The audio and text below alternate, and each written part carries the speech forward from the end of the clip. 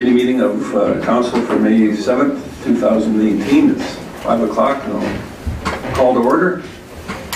As everybody had a moment to look over our extensive agenda, I assume there's nothing left to add or change. Just so that there isn't any misunderstanding, there was a couple small items that were corrected, I believe, on the electronic version, so hopefully everybody's on the same version of the documentation anyway.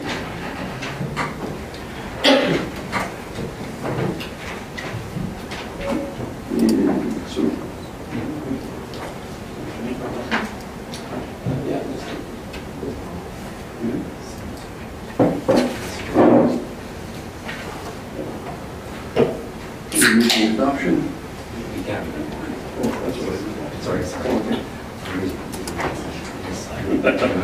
Very good.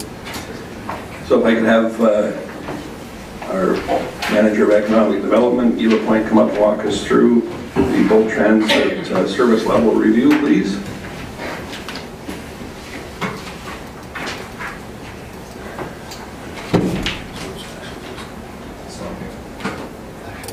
There we go.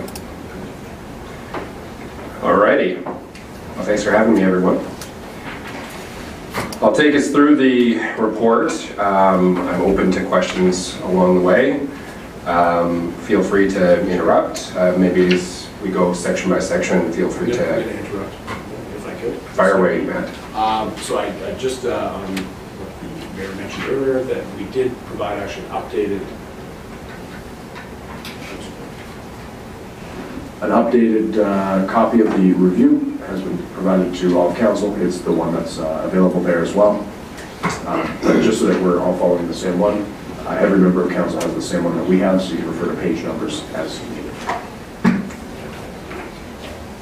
Will do, and I'll indicate where there was any additional information that might have been different from the original report as well. So we'll start with the service rationale. Regional Transit grew out of the initial research into options to address the impact of bus modernization. I realized that I didn't tell anybody what bus modernization was. So that was a directive from the provincial government to address what was the regulated system at the time, as it was no longer considered economically viable. The system was essentially that it allowed carriers to provide service to less, or asked providers to provide service to less profitable rural routes, in exchange for the government limiting the competition on the more profitable routes. So once this was actually taken away, operators like Greyhound decided that it was no longer viable to provide service to some rural communities, and one of those was Lacombe. Feedback from the community was that some work should be completed to unearth the opportunities to address this reduction in service. We had a series of meetings with bus operators that didn't really produce viable opportunities, so we talked to Greyhound, didn't get any response. We actually talked to Red Arrow, and the cost was quite exorbitant. And then we had reached out to Red Deer Transit to talk to them about whether or not they could provide service out to Lacombe. That in itself proved very costly as well. And that's when we inserted Black Falls into the equation and ended up with what we thought was the most cost-effective option that was later adopted by both councils. Any questions around service rationale?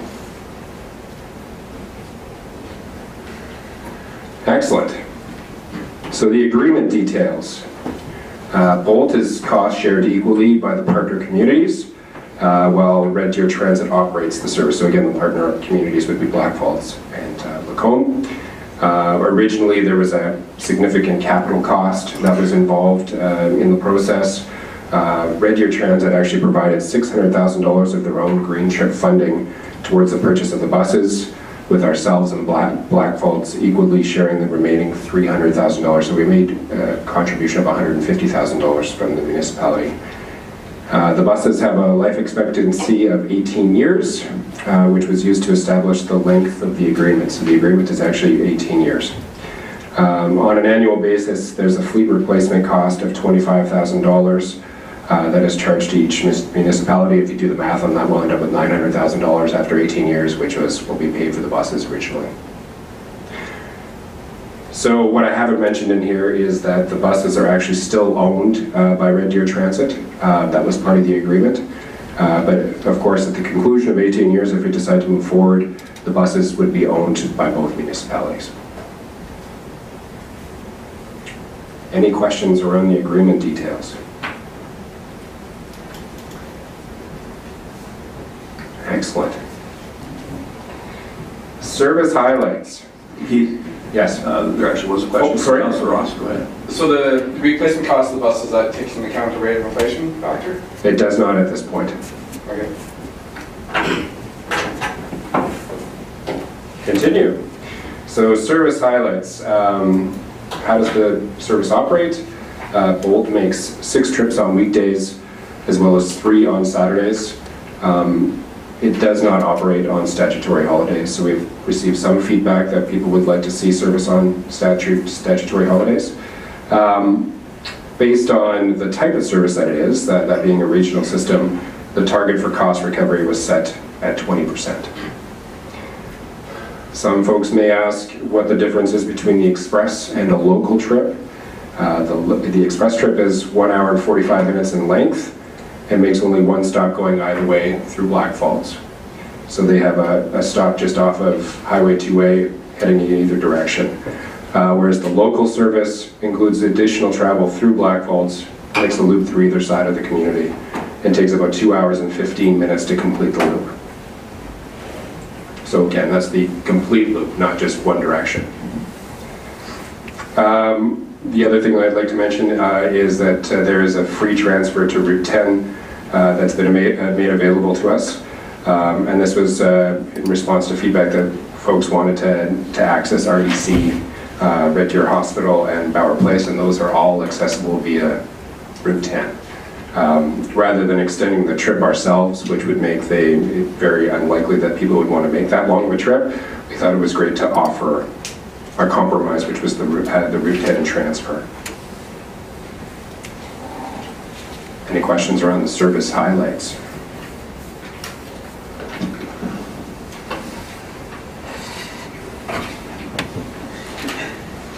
Go ahead, Councillor Hoekstra. Thanks, Mayor Creasy. Sorry, Guy, I'm back at that replacement of the buses. So after 18 years, have we paid off the buses, or does Red Deer own 2 old buses and then we have enough money to buy 2 new ones? Is that what it is? The latter, yes. Oh, okay. So it is a replacement. It's essentially a reserve to buy the buses. Okay. We were aware that with inflation, I'd have to double check that. I'm not sure if there is a percentage that they're paying us on interest-wise on the money that they're holding.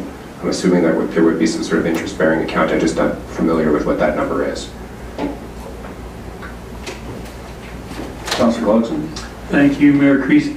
Guy, has there been a survey done from the riders? Like, how important is the hospital and Red Deer College to the numbers? Like, how many riders do we have that are going to those 2 locations? There has not been a significant pickup on that at this point.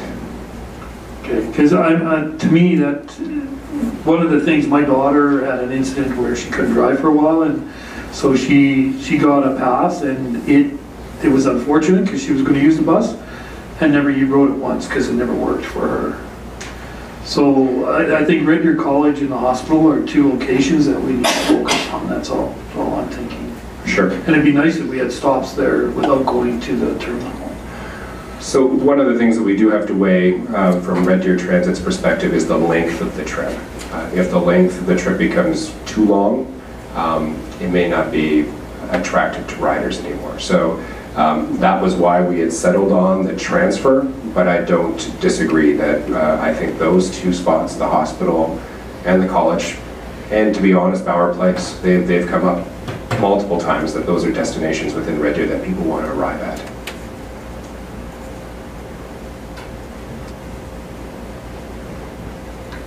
Moving on. So ridership. We're trending around 20,000 rides per year. Ridership is on an upward trend for the first 3 months of this year with an 8.2% increase. If you look at the charts, The heavier usage periods align with work and school schedules, and obviously are lower in December and over the summer months. There isn't as much of a need for passes at that point, and again, we do attract a lot of commuters, so when you see less reason to travel, you'll see the numbers dip, obviously. Viewed on a per trip basis, there's an indication that express trips aligning with peak commuting periods are the busiest. That makes sense. And that midday and local trips tend to experience lighter volume. And again, if you look at Saturday specifically, the volume is 60 to 90% lower.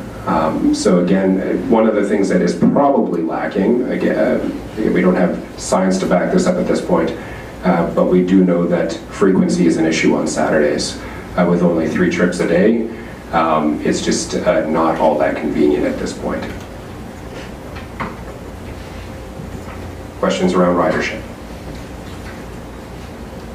Go ahead, Councillor Jacobson.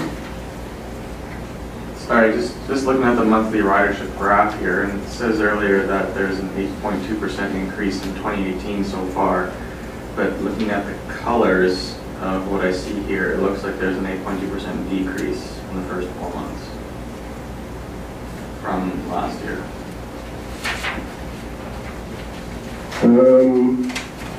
So I'm just wondering if that's a color coordinating issue or if we have that 8.2% number wrong. Well, I don't know if that number is actually included in the chart. Well, I see the first 4 months, there's 3 years, and that's, and then the remaining 8, there's only 2 years, so I would assume that those first 3 months are 2018. No. Starts since year 4. Yeah.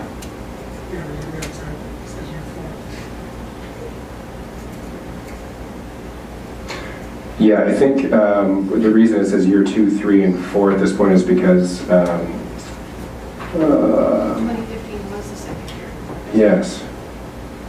Yeah, exactly. So 2014 was the first year of operation, and then we were looking at 2016 and 17 for 3 and 4. So 2018 is actually the 5th because we're sort of straddling years at this point, right? If that makes sense. So January through April are not included. Well, January, I just received the April numbers, but January through March are not included in that chart.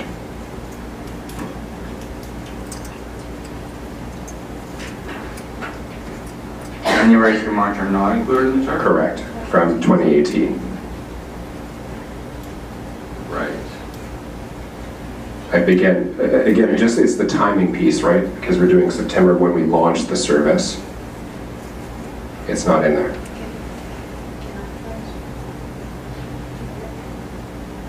Yeah, I think so. Yeah, all right.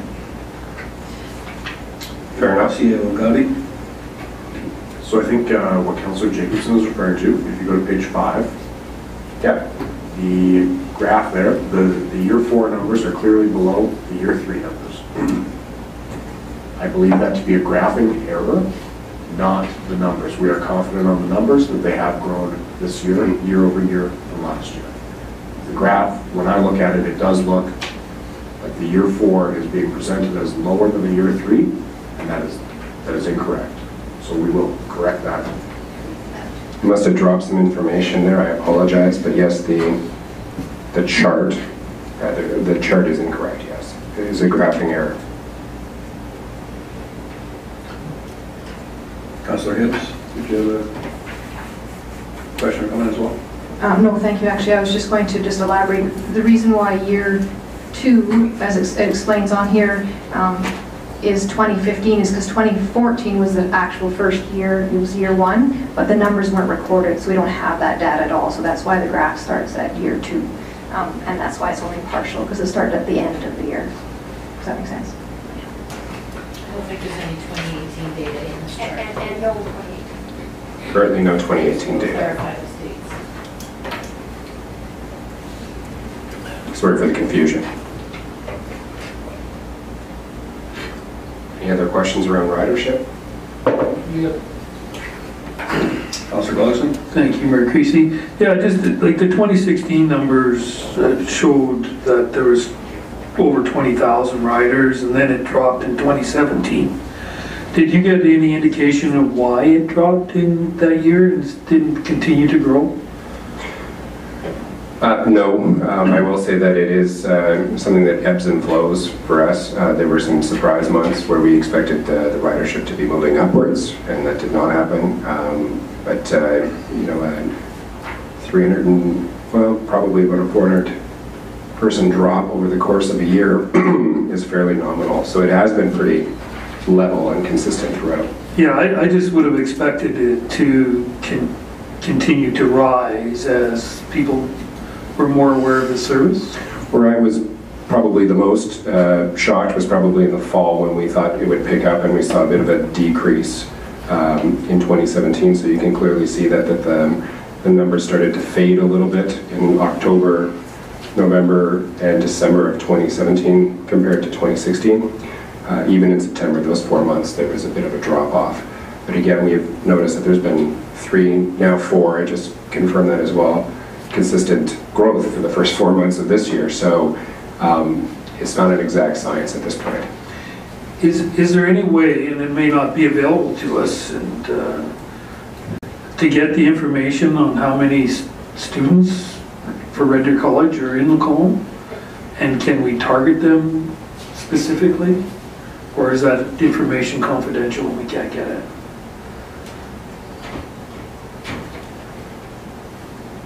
I think Brenda's looking for.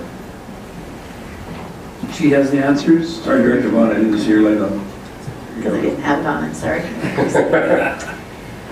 I just want to comment on the survey that's come up a couple of times. And we have wanted to do a survey, and I think a survey is necessary for this service. You're raising a key issue. The way for us to get information is to actually talk to the riders, because we aren't able to access information about people through other sources. And so it would be our intention to do some kind of direct survey of people using the service. Additionally, we would want to do a second part to that survey to find out about the people who are not using it but would like to. And what we know, just anecdotally on that, is it's the timing. There's not enough runs and the time of day that they're running. But we would want to confirm that through a survey.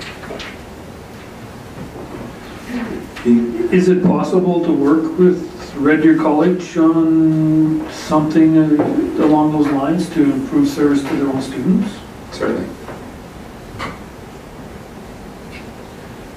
Yeah, I just wanted, as a matter of clarification here, we keep talking about people. In 2016, we had a little over 20,000 people.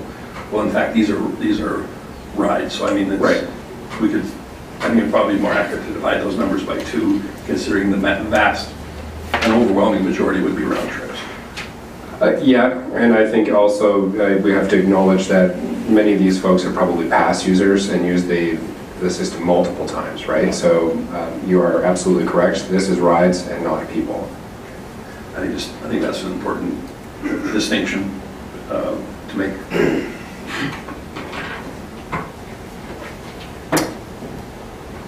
Alrighty. Move on to cost recovery. So when compared to other similar transit systems, Bolt is roughly middle of the pack at 21%, and again, I believe that is 2016 figures.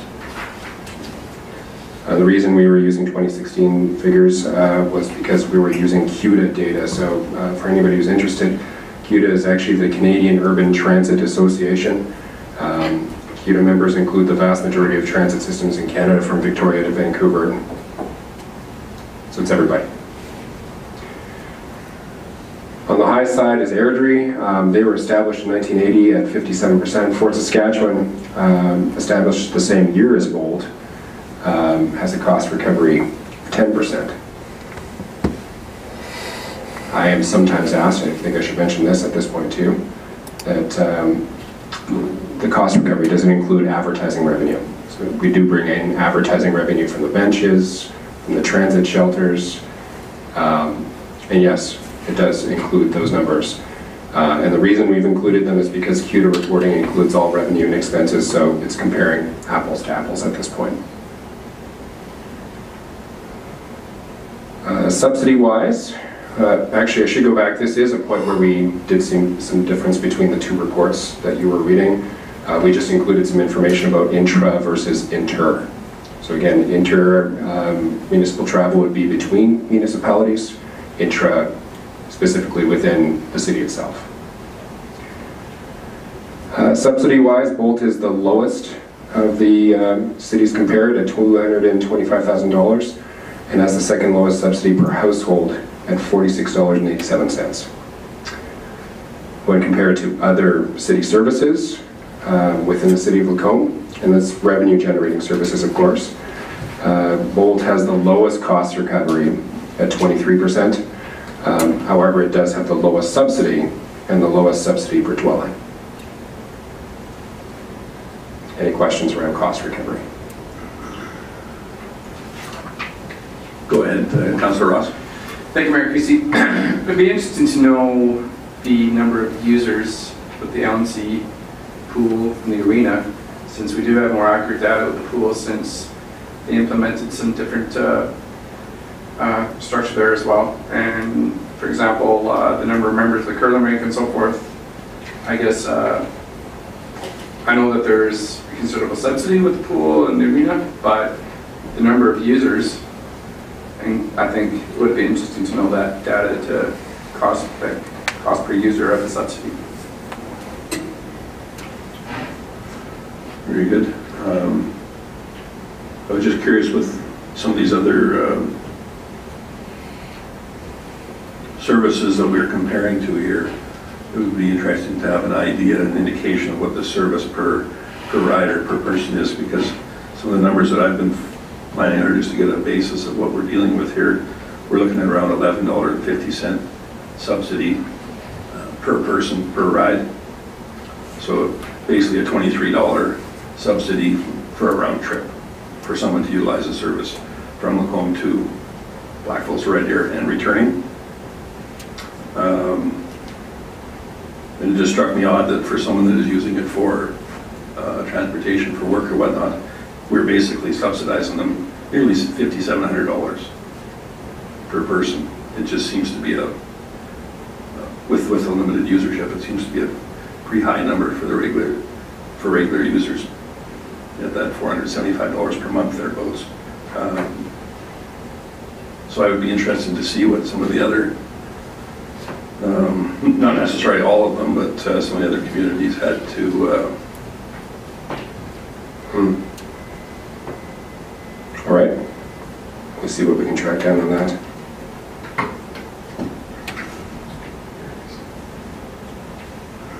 Councillor Jacobson? Just a clarification, Guy, as well too. So these costs and recoveries are based on Lacombe's portion of expenses and revenues. But the ridership numbers earlier, that's for Lacombe. That's the whole service. And we would have absolutely no way of estimating how much of that ridership is Lacombe, right? Not true. The automated service could probably pinpoint that for us. Okay. Just so everybody's clear on the CEG3, the call letters for, it does refer to Lacombe. In there, I know that I had a couple people public ask me when they were looking at documents what CEG3 was, so that's what that is. Councillor Connick? Thank you, Mayor Creasy. I too have a few issues with the numbers that are presented here in terms of, as the mayor was alluding to, the breakdown per citizen, what that would cost, because Airdrie, I'm just looking at 24,000 people in it as compared to 113, so that would change the numbers or give some different ideas there.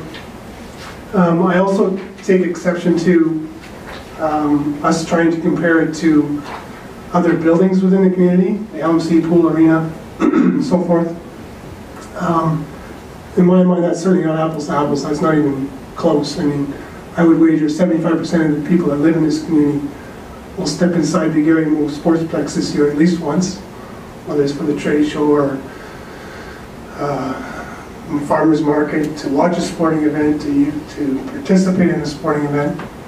Whereas, what are we looking at, a percentage that actually use the pool plus 2%? So I kind of take exception to that. I mean, a lot more people use the Gary Moore Sportsplex than will ever ride the bus. So in terms of level of subsidy, yeah, no, that doesn't work for me.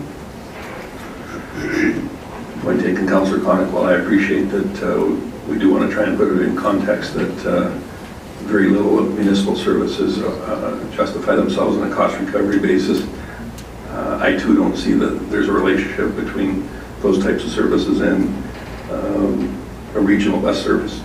And that's, I guess, when the whole thing boils down, I think for me, it's because it is a regional one. If it was within the city, I could see those kinds of comparisons being perhaps more relevant, but given that it's not within our borders, I really don't think that they're necessarily much account for, or to be taken into consideration for our purposes here today.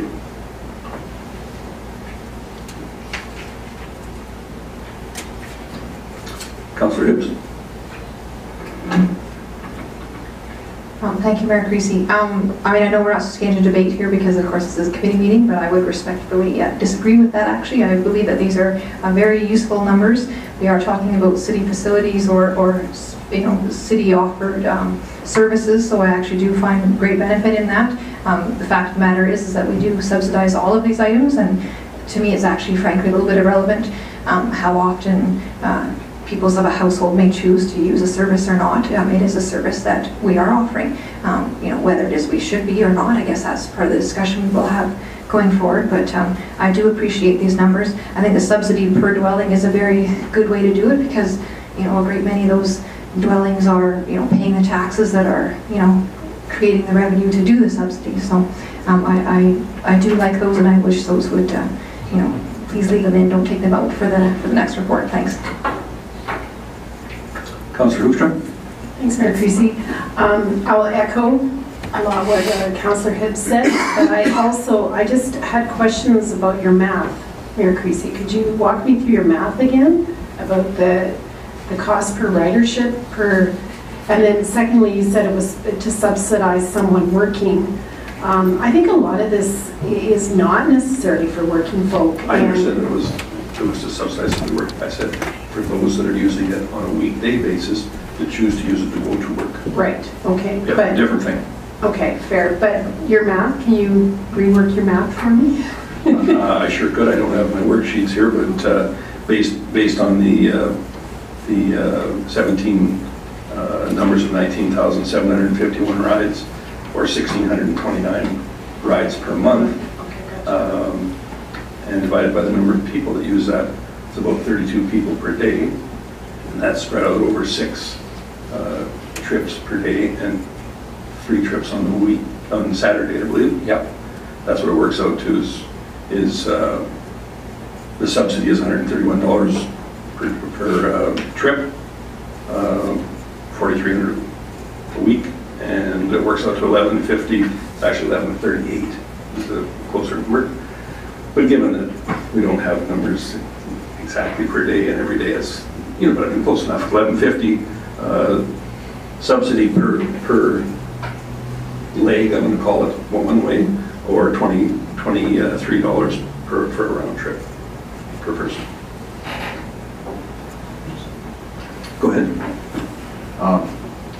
Just to actually support the numbers, Mayor Creasy has put forward another way to look at it quite quickly. It's about a $200,000 subsidy. There's about 20,000 trips per year, and that's about $10 per trip. He's come to $1,138. That's probably the more accurate number, but just rounding $10. And there again, it wasn't, I was just using the numbers that were from the report. It's not that there's anything particularly magic about it.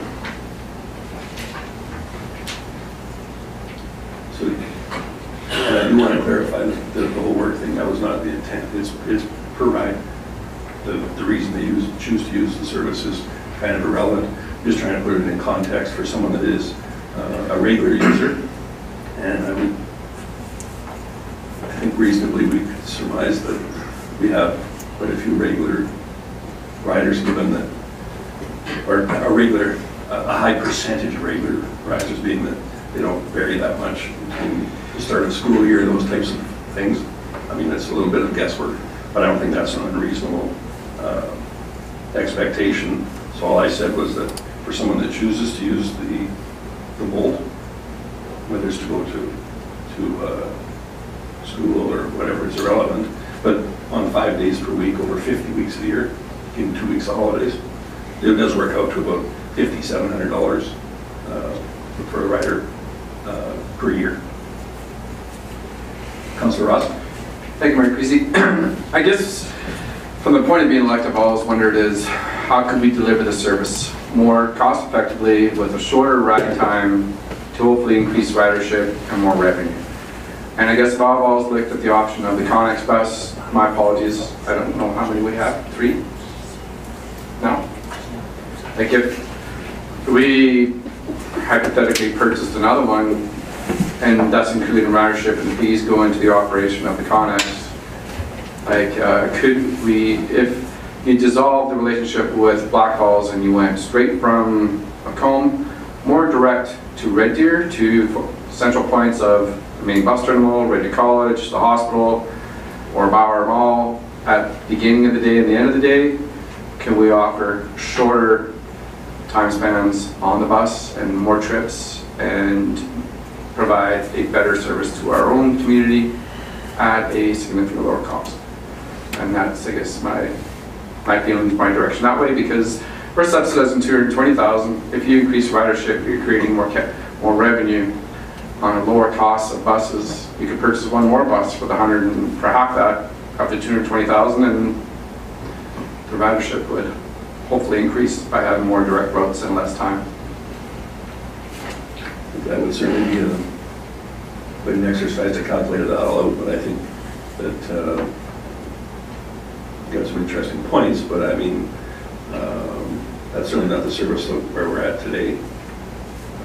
Maybe something that we want to look at as a group, but I think for me the bigger question is justifying a regional service, which is the substantial difference between the two types of approaches for sure. I see somebody's light on over here.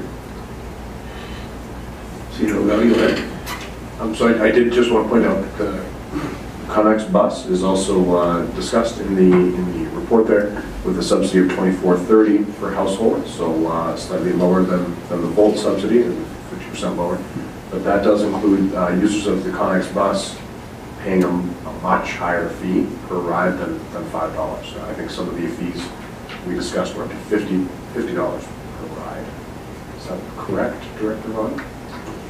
So the Connex bus would have individual fares that people would pay for door-to-door service, but largely has contract revenues with other organizations to transport individuals. And then of course, the farther you go, the higher the cost. And so I think the operational per hour cost is up to $74 an hour.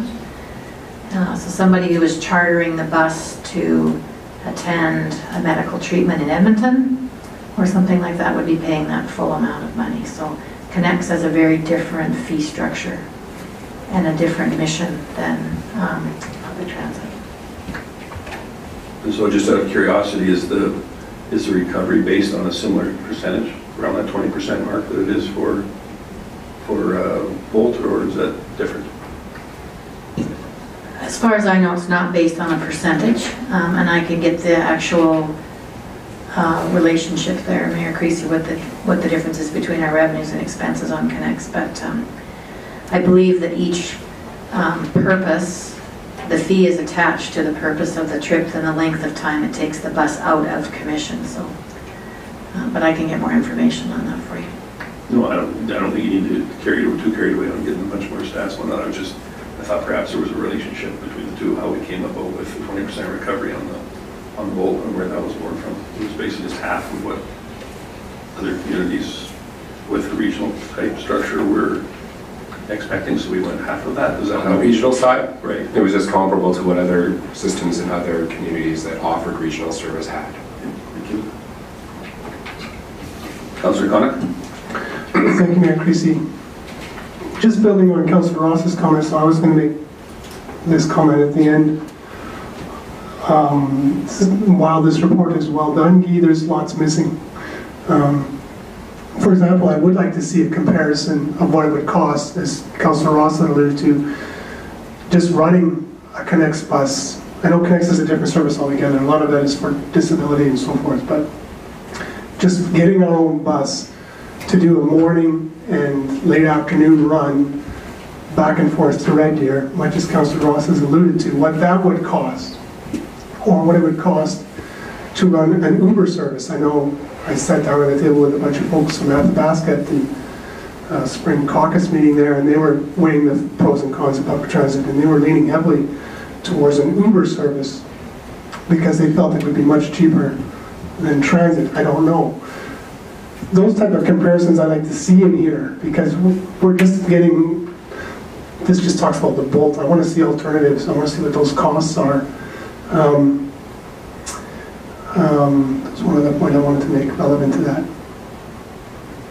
It'll come back to me. So just in terms of the report that's before you today, certainly what you have discussed would be an assessment of, and development of a business model for alternate public transportation systems within the city of Macomb. Certainly a much larger job than some of the stats that we presented here today. If that's council's desire to look at alternate public transportation methods in the city of Macomb, we can do that. It takes some time and resources to put that together. You would ask for Councillor Clark. And sorry, yeah. Well, that was my understanding about this whole process, was that we were going to do that as well. I mean, this is all well and good to go over the Bolt numbers again, especially for the new councillors. I get that. But I wanted to see what alternatives would be as well. I mean, it's hard to, as everyone knows, I'm not a fan, and I'm still not a fan, but I'd like to see alternatives to this. I mean, I'm for public transportation if I get it, it's going to be subsidized, I get it. But I want to see what other services would look like and what that would cost. As well, this report doesn't. And I thought maybe I worded it wasn't quite clear, but I was hoping to find out what the ramifications were to exit this. You don't tell me what's it going to cost to get out. You know, you talk about an 18-year service, that's great, but what if we went to them tomorrow and said we went out, what's that going to cost us? So I'd like to see that as well. That was okay. Thanks, Councillor Gullickson. Go ahead, CEO. So unfortunately, it is not that clear as to what it would be. If that's something that you want us to explore, we certainly can do so, but the cost as the exit clause as it is right now is that you'll cover all the costs of the other partners in the agreement and the costs related to terminating the agreement. So it's quite vague and I would say widespread. I would also say that even asking the question is going to potentially concern some of your regional partners that you're looking to break an agreement that was made 3 years ago, 4 years ago, 4 years into an 18-year agreement. However, we're certainly prepared to go ahead and make those legal inquiries if that's council's direction. Just for a bit of clarification, I think that we can safely say that there's a few different schools of thought on this entire issue, and I can tell you that there is some concern from our other partners that they're not all one way or the other either. So I don't have a problem looking into it. I just assumed from the way this was worded that was the extent of the agreement, was the only part that was extended over the 18 years was the replacement cost. But obviously I'm mistaken that if there's other items that were up for negotiation on that. Director Bond? I would just add one more comment. We have to provide 1 year's notice of our intent to get out of the agreement as well. And I believe that if we were to serve that notice, it's at that point that a calculation would ensue as to what the cost would be associated with the termination.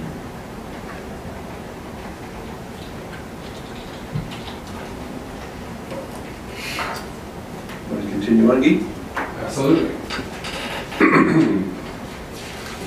I think we got everything we needed from Connex under other service info. At this point, I'll mention the rate review. The same pricing has been in place since the onset of the service.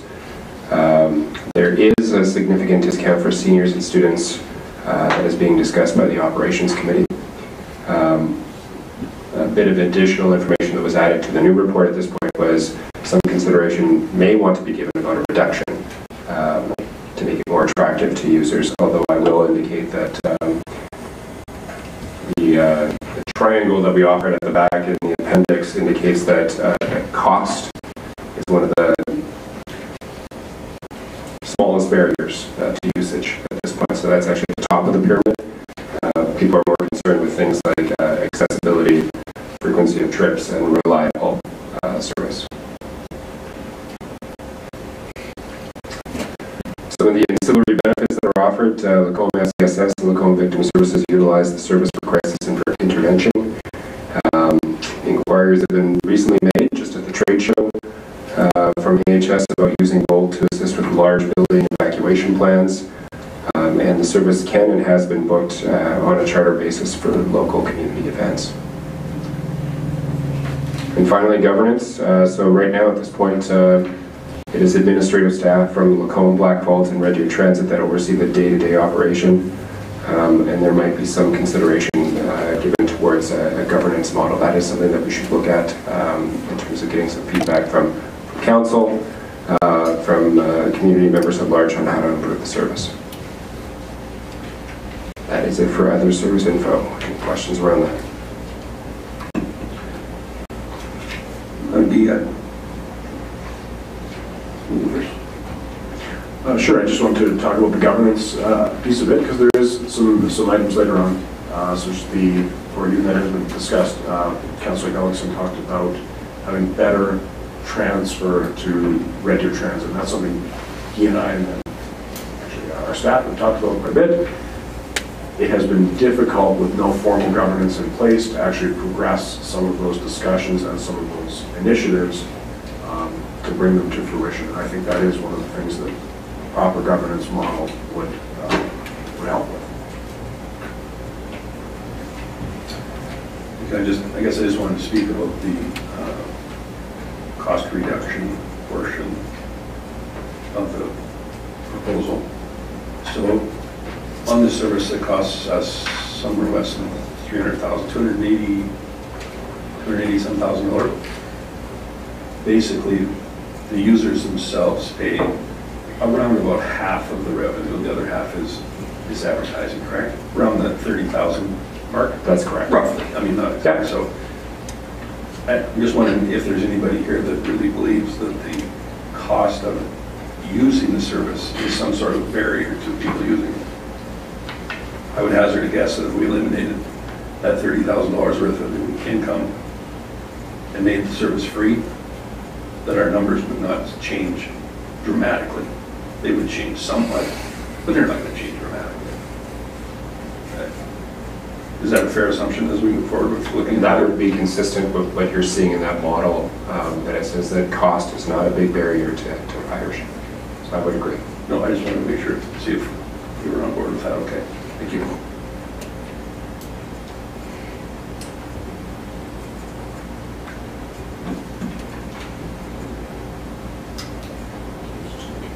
Continue on. Please. So public feedback, we've alluded to some of this in our discussion already, but frequency needs to be addressed. The service does not offer enough service to make it convenient for potential users. This is a particular issue for Saturday, of course. Evening and Sunday service. Commuters and students have indicated a desire to see the addition of evening service to provide connection for those who work or study later. The Sunday request is specific to Burman University and is addressed in the proposal they've submitted for consideration. We talked a little bit about Red Deer Transit start times, and this does impact folks that are looking at getting to RDC. Unfortunately, the way the model's laid out at this point, Bolt's earliest arrival time is 7:57 a.m., which does not allow for a connection to those heading onto RDC until 8:30 a.m. However, it's not possible to move this any earlier as the service originates in Red Deer, and the earliest they actually start delivering the service is 6:15. So the timing involved does not permit us to move that earlier, at least not at this point until Red Deer Transit starts offering service earlier than 6:15 a.m. So that is a continuing challenge for us. We've heard that folks would like to see the service extended to the east side of the tracks, and this really hasn't been explored due to possible delays caused by crossing trains. So that was a concern brought to us by Red Deer Transit when we started the system. And again, timing is also an issue, as increasing the length of the trip may not be practical for attracting users. The final item that I'll mention is free transfer to RDT, that's Red Deer Transit routes. While this would probably be more desirable because people could actually connect to different points within Red Deer at no cost, it would have dramatic impacts on revenues. Both would be required to adopt Red Deer Transit rates, which is what happens with the Red Deer County bus at this point that is operated by Red Deer Transit, and then share in a portion of those proceeds. So we'd see the revenues fall right off the map. There is an option to perhaps pursue a blended rate option, and that's a discussion that we could certainly have with Red Deer Transit. I would like to mention that most other regional services maintain a separate fee for these reasons. So you arrive in Calgary from Airdrie, you're paying a fee for Calgary Transit once you arrive in Calgary. Any comments around public feedback?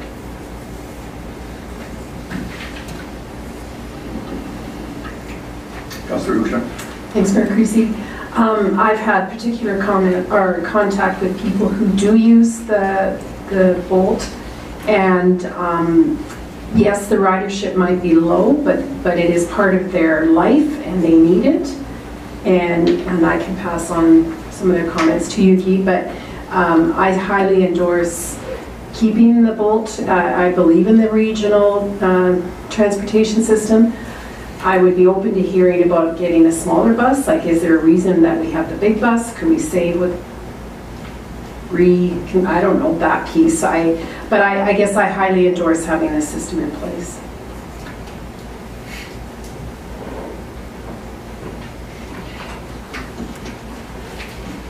Councillor Jacobson. Yeah, so just referring back to the comment or the feedback about service to the east side of the tracks. So if this service does remain intact, I think that bridge is going to be crossed at some point because, you know, as we've seen in the outline plans, the city is growing east. So has that even been discussed anecdotally as to how you would deal with that train crossing issue at all, or can that be dealt with operationally somehow with their timing or something, or is that just not even on the radar right now? A little bit of both. I think an increase in frequency would be required to move the service forward across the tracks. Obviously, if the bus is moving more frequently, if you experience a delay, you can catch up if you're using multiple buses. We do have that capacity to do that. We do have 2 buses, but we don't have the capacity to make up time because we use 1 bus for the majority of the day. So we only use 2 buses in the morning, first thing, and then we operate with 1 bus the remainder of the day. So the way to perhaps address that is with more frequency and feeder buses. So it was something, again, that was outside of scope probably for the first 3 to 5 years. Some discussion would be had if we continue to see the service grow. CEO O'Malley. Thank you, Mayor Creasy. We have talked about the smaller buses idea a bit internally. One of the things that we have ran into a few times, you got that the buses, the existing buses, are paid for. They're paid for by grant money, and they're good for at least 18 years. So to swap it out for any bus, big, small, or otherwise, is additional money that we don't have to spend now. Red Deer Transit operates said buses for us. If we switch to a smaller bus, that's something we would then be operating ourselves. So new staff, that sort of thing to get online, a whole new system for us. And they are not interested in running the smaller buses. So we sort of end up with a couple of very expensive assets being donated to Red Deer Transit, essentially. Which they own anyway. We're not going to donate it. Councillor Gluckson.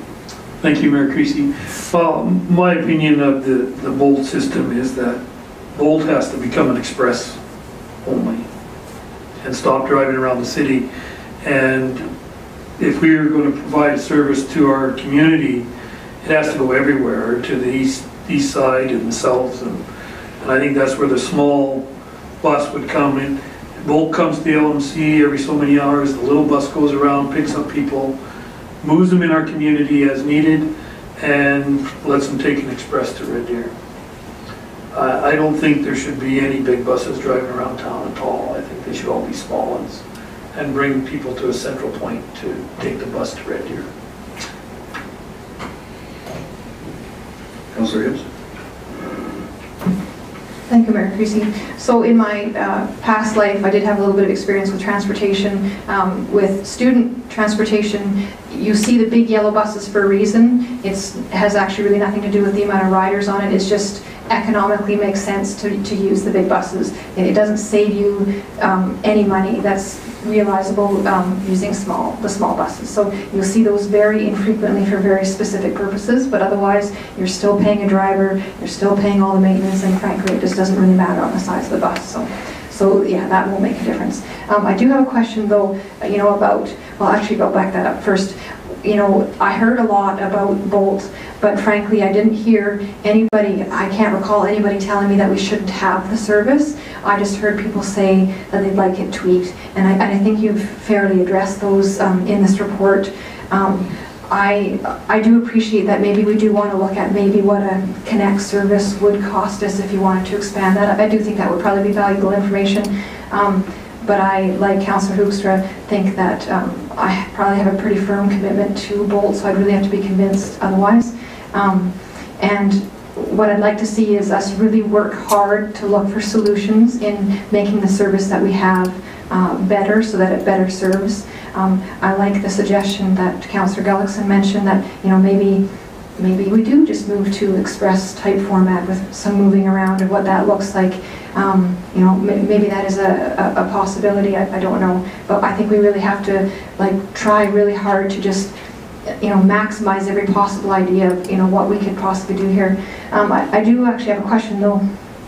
So one of the concerns is crossing the railroad tracks, and of course we don't currently do that in Lacombe, but do we not do that in Black Falls? Does Bolt not cross the tracks in Black Falls? So why is it not okay in our community, but it is okay in Black Falls? So I don't know the answer to that, so that's why I'm asking, but I would draw your attention to that. So, and that is all I have to say at this moment.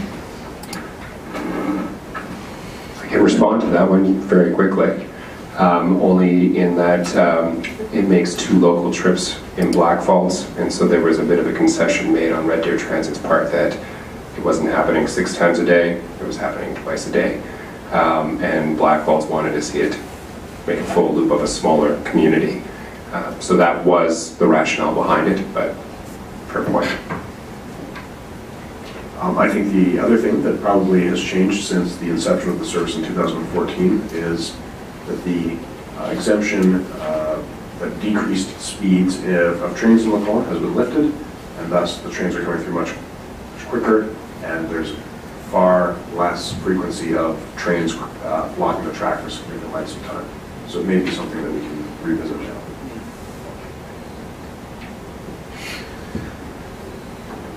I guess I would also like to find out what the council's expectations for success are. I know when the Bolt first came about, it was kind of portrayed as being a test and all the rest of it. And I just think that for many people, the expectation for success would have indicated a much higher usage, perhaps, than what it has been to date. And moving forward, I think we need to have some definite benchmarks in mind that do make it palatable for people, because I have had a fair bit of input myself, and I would suggest the majority of our citizens do not consider it to be either a priority, nor do they consider it to be a particularly successful service.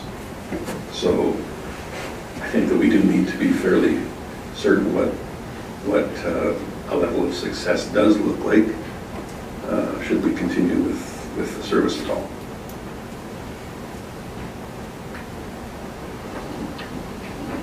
Kuchar. Thank you, Mayor Creasy. I don't know if we're supposed to be debating this, but I guess I would, I think it depends what question you ask your citizens, whether they're pleased with the service. And I would venture to guess that, do you want to be part of a city that provides, first of all, regional transportation? I think a lot of people would say yes. Secondly, I think, do you want to have a city that provides transportation for those people who don't have the ability to have it for themselves, even if that might only mean it's 10 people? I think if you ask it from that point of view, I think people would say, I want to be in a city that has those kinds of services.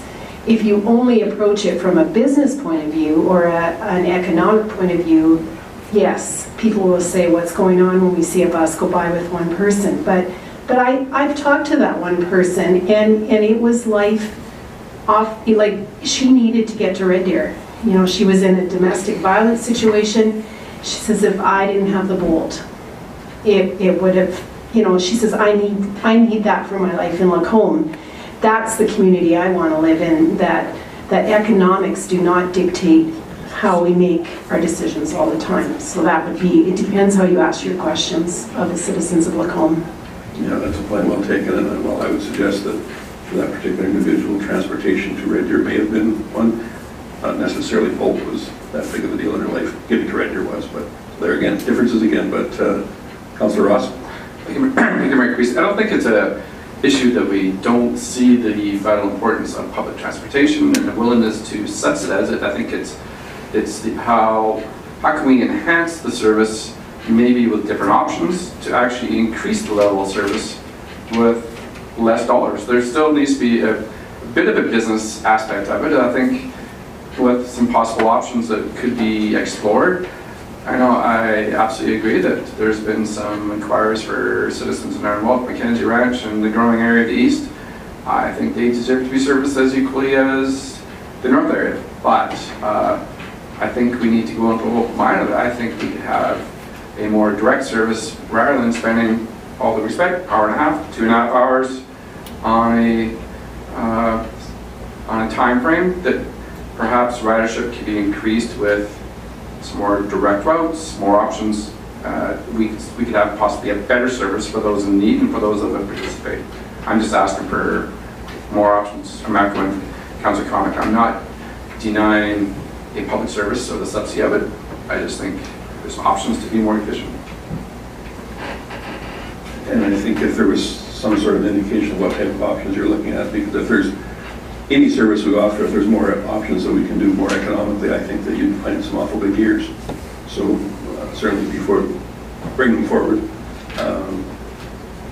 C.L. Gowdy. So more service, less dollars. It may be challenging, but more service, less subsidy may be something that we can work towards. And I think he actually has a proposal that he has been working on for some time that does that very thing.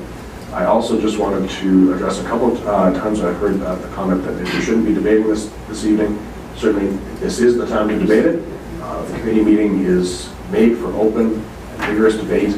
And so please, you're not to make motions, but we're absolutely listening very intently, and we'll make sure that your comments are reflected in future drafts of this report.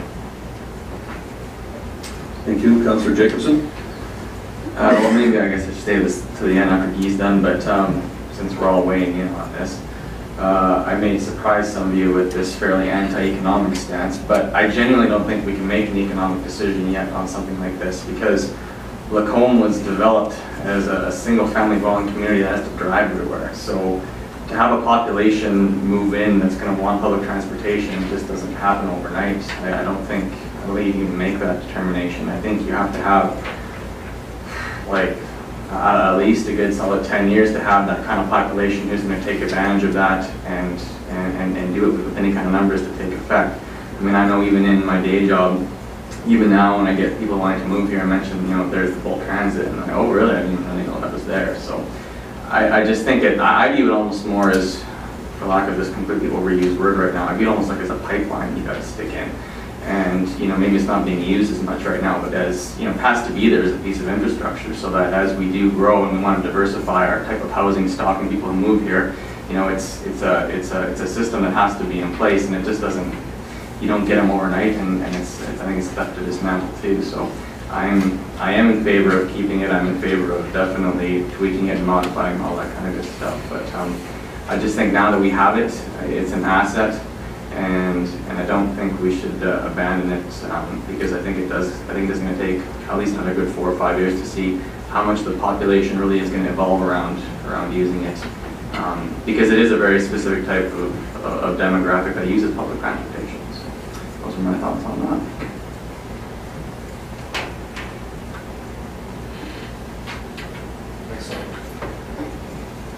Just before I get to the proposal, I just wanted to point out something to Councillor Jacobson. When we first went into the service rationale and presented it to Council, a key component of the approval was the consideration of a long-term commitment to offering public transit service to the community. So that was discussed from the onset. Just thought I would clarify. Yeah, and I think one of the original criteria was also a 20% cost recovery target. Is that correct? Yeah. So over to Berman at this point. We had discussions with Berman right from the onset of this regional service. Part of the reason why the system was laid out the way it was to provide connectivity within the community for Berman students. So that's one of the reasons why there's a stop at Berman and why there is travel within Lacombe. There were other reasons for that, but that was one of the predominant reasons why there was travel within Lacombe through the service, because Berman University really wanted to see it. So there was discussions around at UPass from the get-go, and administration was very supportive of the concept, but did not want to do anything until students brought a proposal forward themselves. So up until this year, the feeling from the students was that there wasn't a need. They showed up at school for many of the same reasons that Councillor Jacobson is talking about, because it was always that way. They showed up at school, people knew that they needed a car, and you know, that's the way it always was, until this year, when students arrived and said, we need public transit. And they started having a discussion around why they weren't accessing public transit, and it made sense for them to then buy into the concept. So we've had some discussions with the student body there, and they've indicated that they want to move forward with a UPass proposal. You have it in front of you. From our side of things, Bold would provide an additional Monday to Friday evening trip. So again, that's what the feedback that we've heard at this point. I think we'd like to see more frequency, and evening is definitely one of the target areas that needs to be addressed. They would want a Sunday charter service for 8 months of the school year. And there's a bit of a proposal on how that would run, but basically it would be an intra-Lacombe service 3 weeks, and then every 4th week it would be a trip off to Red Deer to a destination of their choosing. It also involves the cancellation of Saturday service, which we were supportive of because of the lack of usage and the lack of frequency at this point. And that service changes would be effective September 1st, 2018 of this year. On the Berman side of the proposal, they were willing to commit 3 years, again, because they felt like that's what it would take to change the mindset of students at the school. So we're hearing it from first years at their school at this point that they want this. As they move along, those first years will become 4th years, and everybody will have had exposure to public transit, and it'll be an opportunity to determine if this is viable. To make the process move forward, they're going to collect $200 from every student as part of their annual fees, and an estimated 500 students at the school, which is an additional $100,000 worth of revenue that would be injected into the revenue side of things. And they would make one payment annually on September 30th. So again, just to summarize, the proposal would increase the weekday trips to 7. We'd be providing evening service. There'd be deletion of the underutilized Saturday service. I don't think I mentioned actually how much we're lowering the subsidy by. That's about $30,000, and then on a dwelling basis, that's $36.98 per household. And that would be the lowest amongst the comparator communities that we were looking at. And on the cost recovery side, there's obviously an increase we'd move to the second highest amongst the other communities that we compared against, and would be on par with the arena when looking at internal services.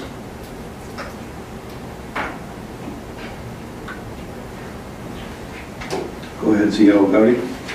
So Guy sort of jumped over actually a couple of points that I think are quite important. This proposal also promotes a greater connection between Berman University and the City of Macomb. This is a key strategy that you have included in your strategic plan, is the strengthening of that relationship with a critical stakeholder in our community. And it also has the potential to significantly increase ridership, which would reduce the average cost per ride that Mayor Creasy was referring to earlier. Of course, if you can increase the number of riders, your cost per ride will drop quite quickly.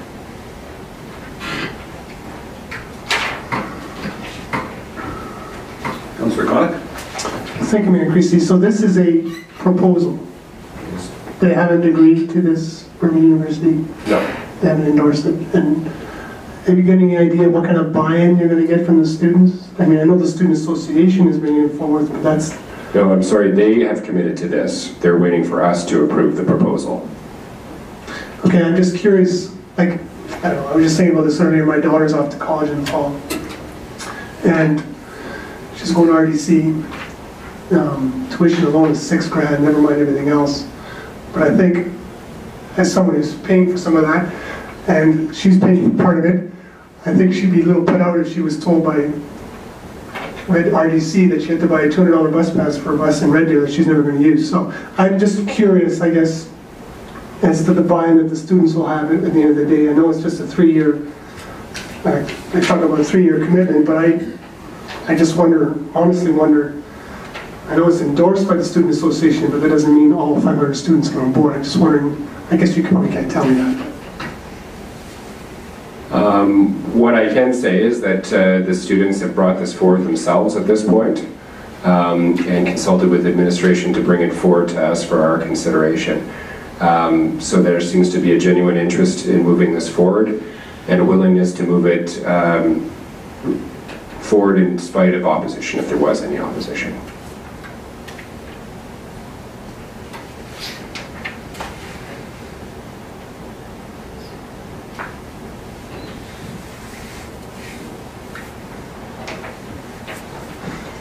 Councillor Hoekstra? I do have a comment, well, a couple of comments. I think it's a great proposal. It speaks to what CEO Gowdy was saying too about our connection with Berman, but it also, students tend to use transportation. But my other comment still is to follow up what Councillor Jacobson said. I like that we support it both, but you use the words that people who use the bus are a specific demographic, and I apologize if I misled everybody by saying that there is a type of person that uses the bus. I was sharing the story of one person, but there actually isn't a type, because I could tell you more stories that I know a middle-aged working woman who just prefers to use the bus, and middle class. She just likes it. She likes the community that they have built on the bus. We all got the email today from the single breadwinner in a house that's using the bus. We could have students using the bus. I think we need to, as much as I said we want to support this service for people who need it, I'm not sure I would want to endorse that it's a specific demographic that would be using this service. Councillor Jacobson? Sorry, to be clear, the demographic I was referring to are those who don't want to drive. Councillor Hibbs? Thank you, Mayor Creasy. I guess I also just wanted to add, and I forgot these in my earlier comments, but you know, when we're looking at this and how we can improve this service, I don't want it to be forgotten that we should perhaps be talking to school boards. Perhaps it has happened in the past, but I would really encourage that to happen again. I could really see how, especially in the north part of this community, how accessing that bus service would actually be quite convenient for a number of the schools, certainly the high school, and even some of the younger age groups. The problem is right now, like for example, I have a high school student, and unless she's getting herself there via some of her own motor vehicle, she has to take the yellow bus. And I would love to see that instead of that yellow bus, that she would actually just use the Volt, because it's going the exact same, more or less the same place. And then so the school division would just be transferring funds to the Bolt to provide the service instead of operating a whole bus for that purpose. So, I mean, these are the types of things that I'd really like to see us, investigate. And again, this isn't just Wolf Creek. We have, Star Catholic that runs a bus, their own bus that most of their bus service is offered through Wolf Creek, but in the case of the North, they operate their own bus because they weren't offered that service anymore. Well, Bolt could fit that bill perhaps. So I'd like us to really investigate some real possible, other partnerships. I am quite, interested in this Bourbon University proposal, though. I think it's very, very interesting. Yeah. Councillor Connick? Thank you, Mayor Christie. Just some final comments from the individual who does not like a Bolt bus. And while I would agree 100% with Councillor Hoekstra's assertions that there are people who love the bus, I have no doubt that it is absolutely indispensable to those who use it. Again, the issue I have is more often than not that bus is virtually empty.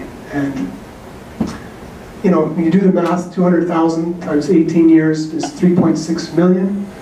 25,000 times 18 years for purchasing a new bus is another 400,000, $4 million over 18 years.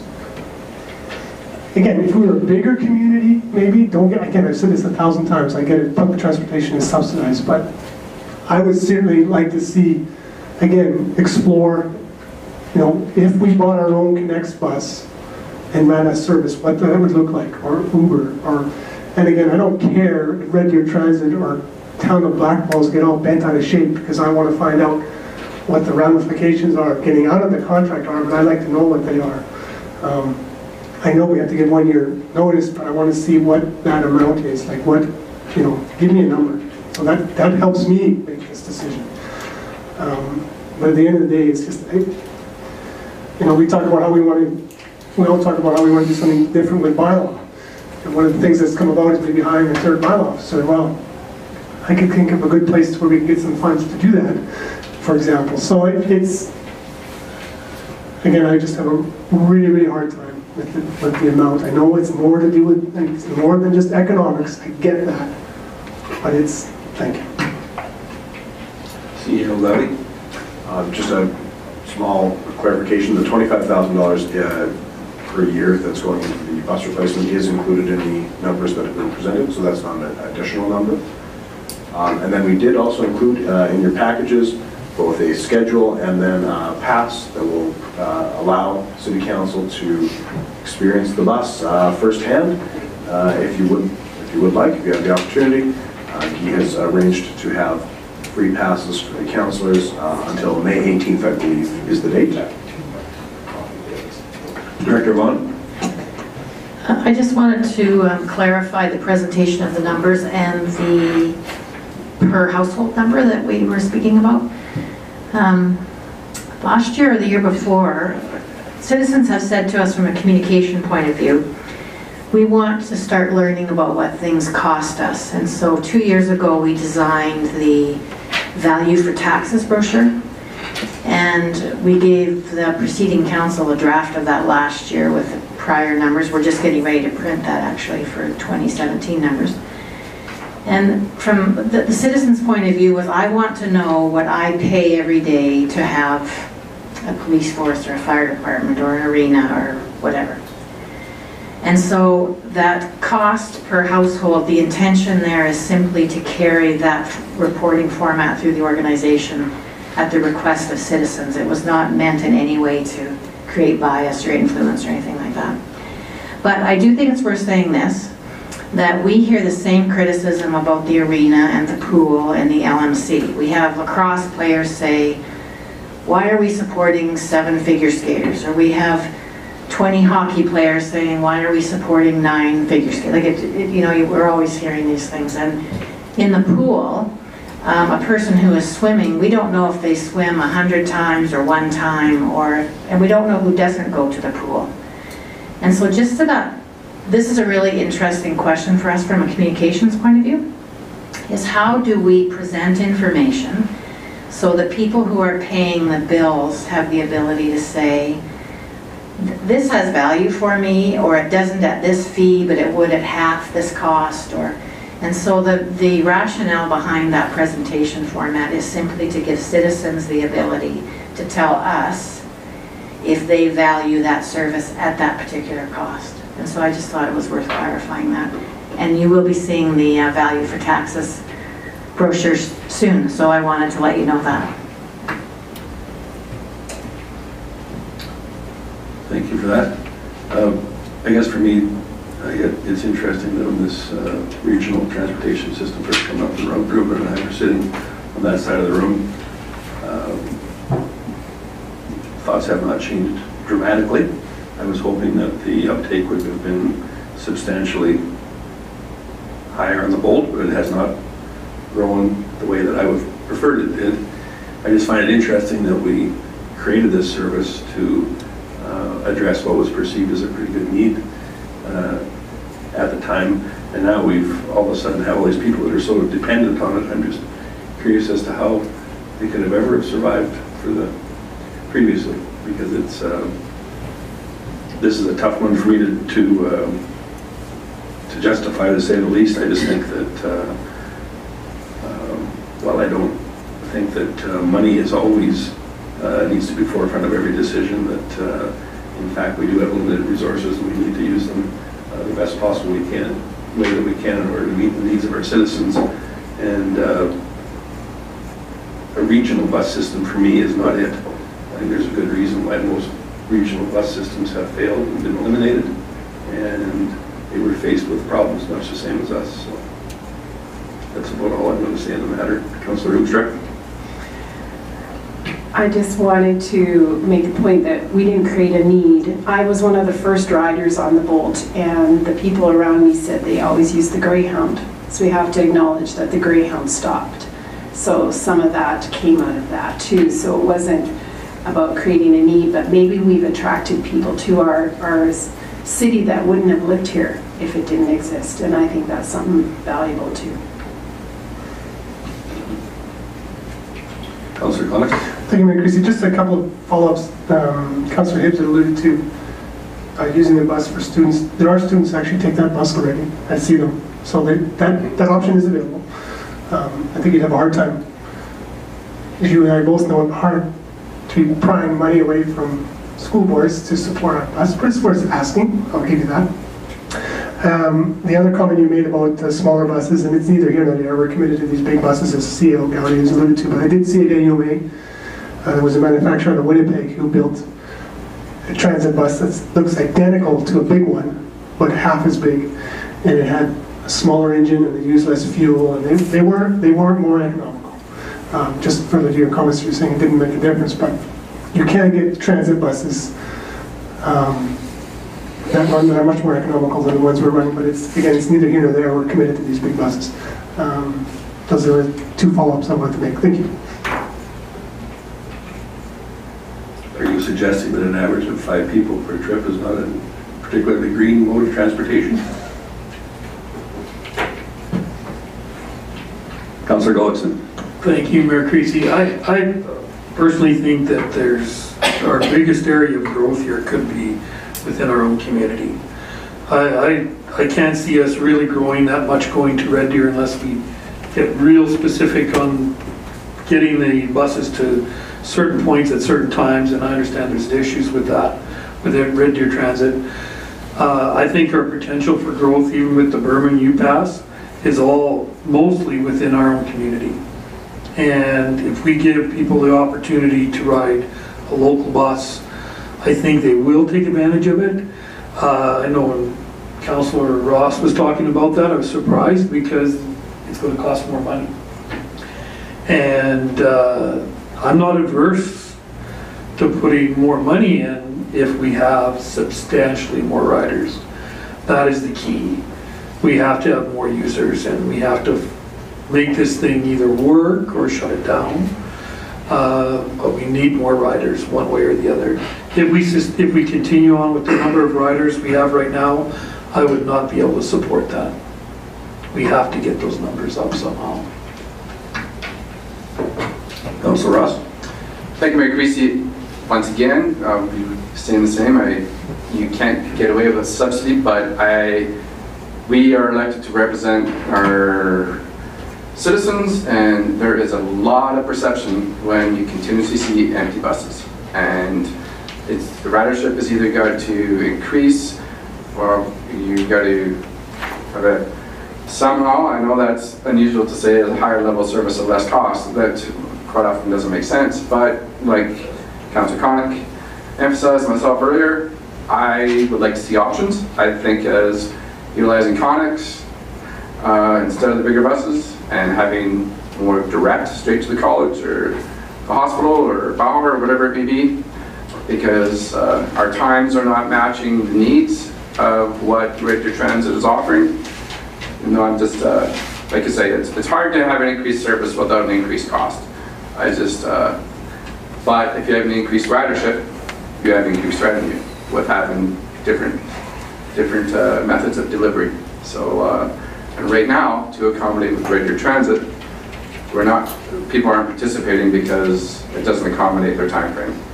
So, you have a difficult situation, but I echo Councillor Gobson. It's either the ridership, in my opinion, has to be increased, or I get frustrated seeing that bus empty, and that's just. It's not that I'm not open to moving forward to accommodate our individuals who so choose not to drive or don't have the ability to, or don't have the resources for transportation, but I also have to listen to the people that express their opinion and say, bus is empty, bus is empty. So we've got to come up with different solutions. Thank you, Councillor Ross. Before I give you a chance there, I think there's been lots of people suggesting, oh, we want more riders and all the rest of it, and I don't want, especially you or any other staff, to suggest that this is somehow, certainly not on my part. I don't think any councils to point blame and the reason behind it. It's just a reality. So I wanted to make that perfectly clear. Absolutely. Okay, go ahead. That's fine. I just wanted to respond by saying part of the reason that we included the ridership per trip, most of the time that you're seeing those empty buses, that is the midday trips, and that's when people are, it's an optic thing at this point. So the bus is driving by middle of the day, and it has 9.8 or 8.2 or 7.1 riders on it, but during the peak times of the express time in the morning, it's got 19.6, 18.9, or 16 in the evening, right? So people are seeing that low volume during the middle of the day, and a lot of that has to do with frequency. So that was part of the reason why that was presented that way. We did indicate that we would have a target of 20%, and we've hit that target. So at this point, I think, again, that was the number that we set out to accomplish. If we want to increase ridership, there's an opportunity to do so with Berman at this point. So there are opportunities that are worth pursuing. I do agree with CAO Gowdy that a governance model where we can talk about opportunities, challenges, ways to change the service. At this point, we've been focused on operations and keeping the service going, because this is all new to us. But I think that's where the opportunity lies. And I do want to respond to the small bus comment as well. Those could be covered in a governance situation as well. Red Deer Transit would probably have a seat at that table, and as Mayor Creasy pointed out, they own the buses. There might be an opportunity to say, hey, we want to move to 2 smaller buses. Do you guys have the capacity or the need to take on 2 larger buses into your existing infrastructure at this point to address some sort of route? And maybe we can make something happen in that respect as well. So again, I think that what we're trying to say is there needs to be discussion. I think everybody's on the same page, that there is opportunity here. Councillor Gluckson. Thank you, Mayor Creasy. Guy, like you talk about the early morning bus being, 19 riders on it. The other day, I came out of Rotary Club meeting, 7 o'clock. We were up there just after 8. The bus went by. There was 1 person on it. Are they picking up, are these numbers reflecting what they're picking up in Black Falls too? Yes, they do reflect those Yeah. numbers in Black Falls. So there was 2 people on the express bus, or Sure, 1 seat was being used basically, right. when it left Lacombe. So these are from the automated machines, so these are numbers that are calculated as people swipe their cards or pay for their cash. And I would suspect, again, there are 20 stops in Lacombe. So, From the LMC though, at how many stops left? which way was It it was headed? going west, Was headed west. yeah. Yeah, on the north side of the LMC. So one So of it's the heading out of town. One of the opportunities that we should consider with Lacombe too is that we do get some flow from Red Deer, so the numbers will ebb up. That's kind of unique to Lacombe. When you're looking at services, at other regional services, usually the prime destination is the bigger center. But because we have AFSC and we have Berman, there are folks who actually flow the other way too. So, you know, see maybe the giant numbers heading all in one direction, you'll see maybe more moderate numbers heading in both directions. Okay, well, I just felt that I was thinking those numbers were our numbers, but they're not. They're the whole system numbers. Correct, so the revenue is ours, the ridership numbers is the entire service. Councillor Hoekstra. Thanks, Mayor Creasy. I guess I was curious about that governance piece. Guy, so what is your plan to amp that up? Like how, like now it says consideration should be given to establishing an oversight committee. Is that something you will initiate? How, I guess, what are your thoughts about getting that into place? So I think at council's direction, we could start that discussion, and I don't see any reason why we couldn't start that. It was always envisioned that there would be some sort of governance model. I just think for the beginning or the initiation of the service here, we were focused on operations, and so I think it's time to have that discussion at this point. Councillor Ross. Thank you, Mayor Creasy. I guess I thought of this comment. If citizens of Red Deer come into the city of Lacombe to work, my comment is, why are we subsidizing citizens of Red Deer to come to Lacombe? Because that's going to be a factor in the numbers of ridership. So we're actually subsidizing Red Deer city taxpayers to come to work, for example, at AFSC, and those reflect on the numbers of the ridership, but we are subsidizing this service. And I'd be interested to know how many of the riders are actually coming from Red Deer to work in Lacombe, which the subsidy is, in my opinion, should be intended for the use of the taxpayers of Lacombe. Interestingly enough, I don't think that we have any way of knowing exactly who people work for or what the reason for riding the bus are. But I think that same thing could be said for, regardless of where they originate from. Why are some people subsidizing someone else to go to work? It's an interesting concept, but I mean, I don't think that we have no factual basis on how to determine what that number might be anyway. Is that correct? I mean, it's... I don't think it's dependable. I mean, people can register their pass with their postal code, and there is some of that information available, but it's incomplete. You know, I mean, I saw some of those postal codes come through. We had ho ho ho at Christmas, and you know, some of that XOXO at Valentine's Day or whatever, right? So it's not really dependable, right? So you're relying on somebody to give you factual information, and it may not be accurate.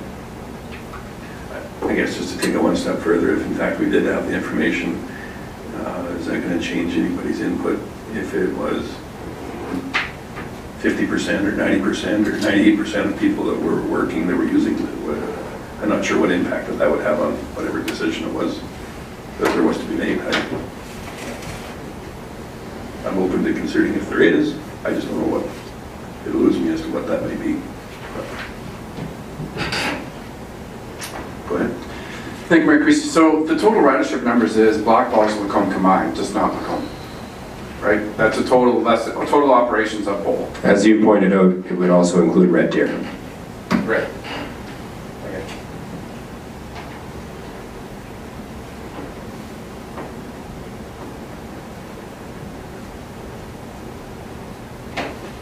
You seem to have a significant lack of usership in our red lights.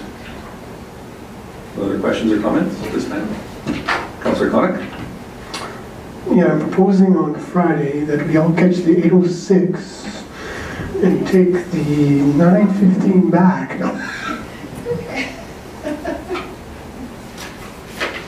We've missed the meeting. There's a meeting on Friday, right?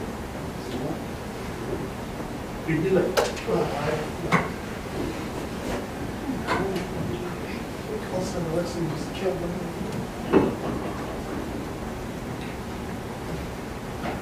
So Guy, was there any other information to present or go over? I think that is it for now. I appreciate you taking the time to assemble us all of the relevant information and look forward to some additional stuff that council has wanted. So thank you for that. One other Councilor quick question. Wilson? On the Berman proposal, did they give any indication of whether their interest was traveling to Red Deer or local? Like, what is their... Again, I think the basis of the proposal at this point is probably predominantly Lacombe. But again, they want that opportunity to go to Red Deer. So even you can look at how they've set up the charter service. If you look at the 4-week cycle that they're proposing, 3 trips are within Lacombe. Every 4th one is into Red Deer at this point. So the focus is on Lacombe.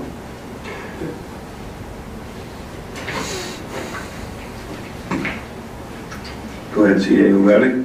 So I just wanted to summarize some of the additional information that we will be bringing back to you at the next presentation. So we're going to be bringing back some information on the percentage cost recovery on the Connex system. We're going to see if there's any available data for the cost per ride for other services, specifically other inter-municipal services, as well as include some data on the cost per ride of our own service, similar to what you had worked out there, just to review the numbers. We will look at some high-level costing for sort of like an Uber Chit type system or local cab company subsidized system, and these will be very high level, as well as the addition of one dedicated Connex type bus with the appropriate staffing to do some intra-municipal runs to support the goal. And that, excuse me, and that is all I have for additional information coming back to the next meeting, if I have missed anything. And maybe some targeted other measures for success, that maybe like cost per ridership, maybe some proposed measure of success in terms of a cost per ridership. So, Councilor Clark? And did you say costs to exit? And we will also look into the cost to exit the agreement and see what sort of ramifications there may be on our system from that agreement. So Brenda and I will work through that as well.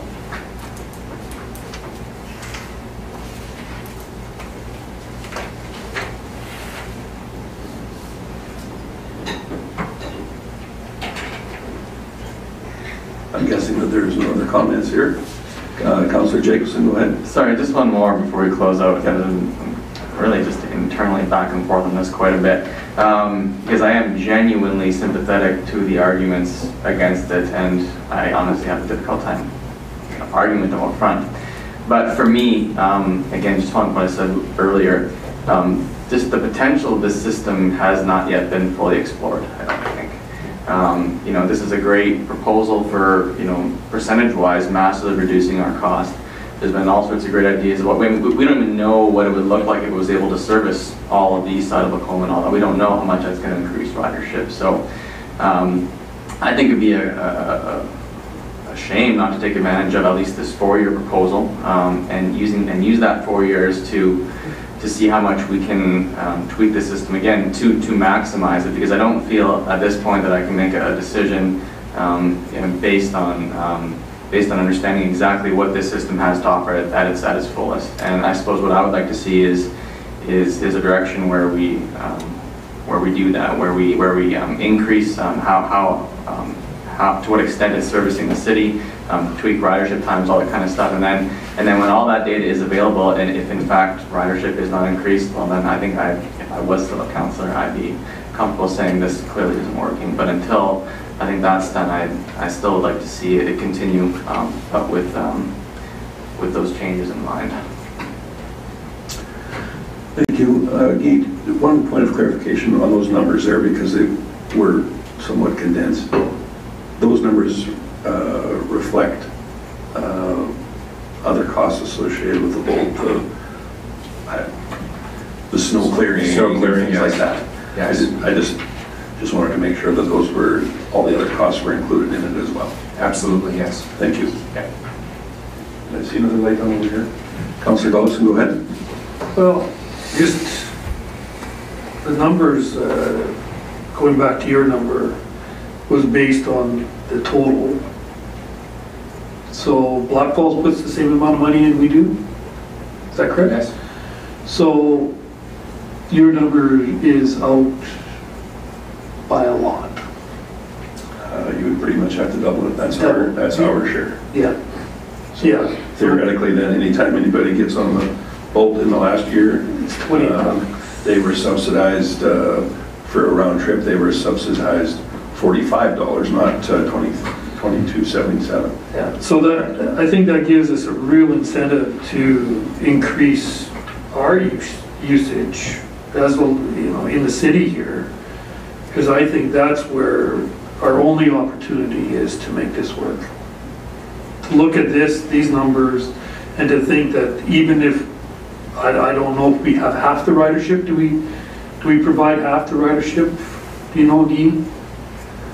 It would be an estimate, but I would say that we provide 3/4 to 80% of the ridership. 80%? Yeah. Not that high? Okay. So our numbers aren't as bad as I thought, but I mean, it just has to increase, because those numbers now that I understand that this is both, the whole system is really, they're real high. I appreciate you bringing that up. I don't know that it wasn't necessarily my point. It was just our portion, but I mean, you're correct in your assumption for sure.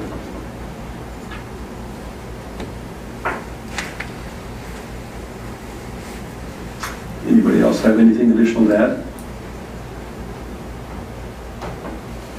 All right, so that does take us down to the in-camera portion, so we will take a short break and we will reconvene it at 1:45.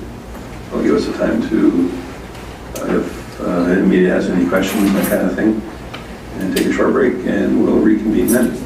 Thank you, everyone.